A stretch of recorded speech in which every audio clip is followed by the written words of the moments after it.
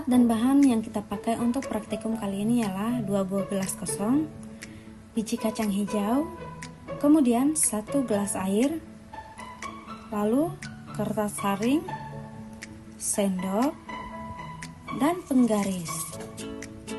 Setelah menyediakan alat dan bahan praktikum, selanjutnya kita akan memasukkan biji-biji kacang hijau ke dalam 1 gelas kosong. Setelah itu, kita tuangkan air ke dalamnya. Dan kita lihat, apabila ada biji kacang hijau yang mengapung, akan kita buang. Kenapa? Karena biji kacang hijau yang mengapung tidak bagus untuk perkecambahan. Jadi, biji-biji yang kita pakai untuk perkecambahan ialah biji-biji yang tenggelam. Biji-biji kacang hijau yang kita rendam tersebut, kita biarkan selama 1 malam.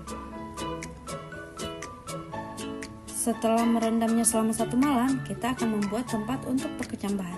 Pertama-tama kita gulung kertas saring, kita susun ke dalam 1 gelas kosong. Di sini saya membuat semua kertas saringnya. Lalu kita tata sedemikian rupa sehingga semua kertas saring memenuhi gelas tersebut. Kurang lebih seperti ini ya hasilnya.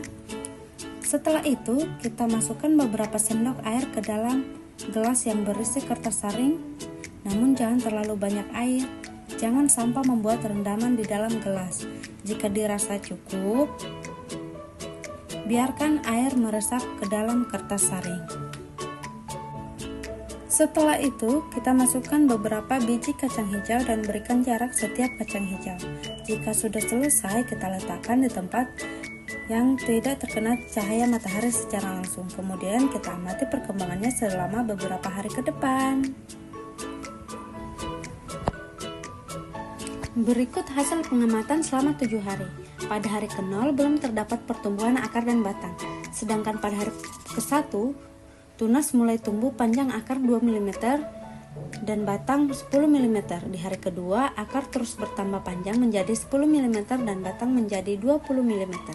Jika kita lihat, kulit kacang hijaunya terlepas dan akar semakin tumbuh ke bawah dan batang pun mulai meninggi. Di hari ketiga, panjang akar menjadi 20 mm dan panjang batang menjadi 40 mm. Mulai tumbuh daun sebanyak 2 helai namun berwarna kuning. Dan akarnya berserabut semakin banyak dan batang semakin panjang tumbuh ke atas. Sedangkan pada hari keempat, panjang akar menjadi 30 mm dan panjang batang menjadi 60 mm. Akarnya terlihat semakin berserabut dan semakin bertambah panjang. Batang semakin tinggi dan kokoh, namun daun-daun masih terlihat mengecup ke bawah. Pada hari kelima, panjang akar menjadi 45 mm dan batang 85 mm. Akarnya semakin membesar dan memanjang dan mulai terlihat mulai membuka, batang pun mulai meninggi. Di hari ke-6, panjang akar menjadi bertambah menjadi 60 mm, panjang batang menjadi 120 mm, batang terlihat semakin kokoh. Sedangkan pada hari ke-7, akar menjadi 70 mm dan panjang batang 200 mm. Batang semakin tinggi, akar semakin panjang dan semakin berserabut.